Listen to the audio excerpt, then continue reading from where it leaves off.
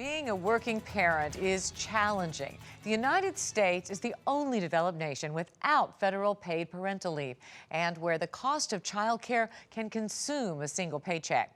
For women in the entertainment industry, where hours are long and travel is the norm, the conflict between work and family can be brutal.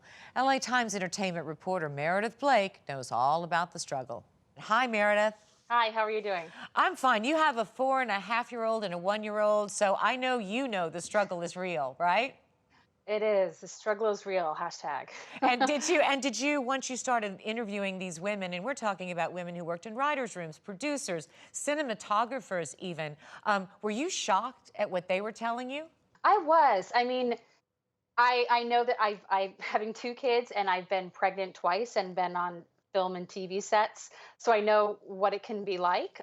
It's not necessarily a place where it's super easy to be in that condition, um, but I was still shocked by the stories that I heard from many of the women that I spoke to. There was one woman who was spoken to by a man while she was pregnant. There was one I spoke to, a woman named Sarah Fisher, who is the head of production for Shondaland, which is Shonda Rhimes' production company. And she has three kids. She spent a long time on sets in the 80s and 90s when things were probably even worse than they are now.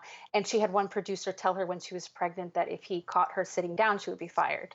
Another producer, Aileen Brosh McKenna, who I spoke to, who is the co-creator and showrunner of Crazy Ex-Girlfriend, had someone say to her, "Oh, I guess today would be a bad day to punch you in the stomach," when she was 8.5 Charming. months pregnant. Charming. Yes, so that kind of stuff. Yeah.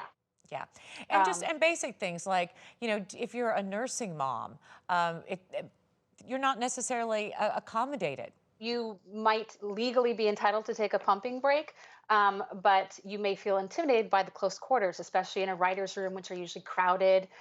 They tend to be male dominated. And depending on what your boss is like, if you need to take 20 minutes to go pump every few hours, they may or may not welcome that. And So it can be hard. and that is if you're lucky enough to have a job anyway. There are some women who are interviewing for jobs in the film industry, and they're qualified and they have bona fides, but they don't want to tell anybody that they're pregnant or thinking about becoming pregnant because they know they just won't hire them. Yes, absolutely. I spoke to a director, Nisha Ganatra, who just made a movie while she was pregnant, and she said that many other female directors she knows who've had kids hide it in interviews because they don't want to lose out on an opportunity because of their pregnancy.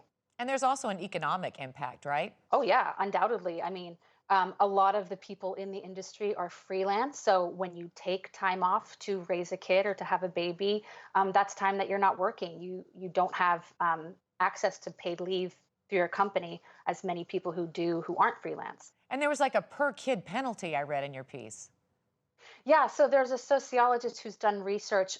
This isn't specific to the entertainment business, but women are known to pay a motherhood penalty of I think it's believed between 5 and 7% per child. Basically, their salaries go down with each child they have compared to men with children whose salaries go up. So Shonda Rhimes talks about her own child learning how to walk on the sets of Grey's Anatomy. Tell me what she's doing right. Yes, she told me, she wrote the pilot of Grey's Anatomy with her infant daughter strapped to her chest. And obviously, she's been very successful. So she's tried to lead by example and really incorporate family life into the office when necessary, so that if someone's loses childcare for a day and has to bring their kid to the office, no one bats an eyelash, is what she told me. There's a nursery there, there's a playroom, there's places for women to nurse on all the sets of all of her shows. So it really isn't.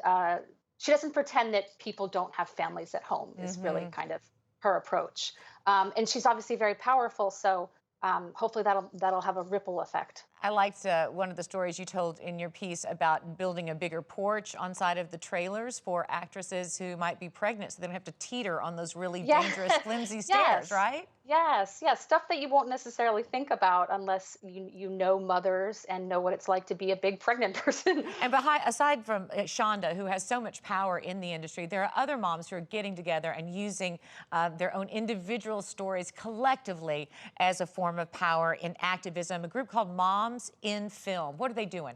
They have organized these mobile childcare centers at film festivals like Sundance and South by Southwest. So that say you're an independent filmmaker and you've just gotten a movie into Sundance and you want to bring your child with you, or maybe you have to because you can't afford childcare for the days that you're gone. You could bring your kid with you and leave him or her at the childcare center with licensed caregivers, and feel really good about what you're doing, and like you can be able to go and promote your movie.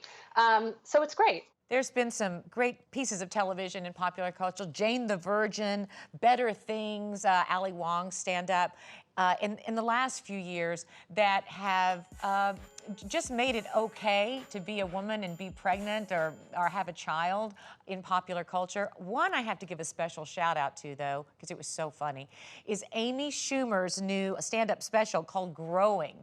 I mean, it's hilarious, and she talks about it, and she's very, very pregnant. She even lifts up her shirt and shows you her belly.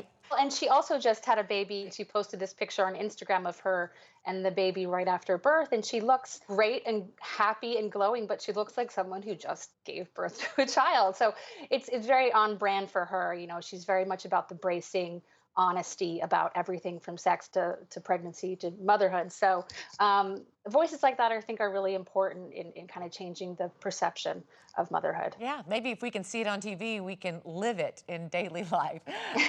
Yes. Meredith Flake, thank you so much for taking time out from your job and your two children to talk with us. Thank you very much. I'm glad I didn't run in through the back.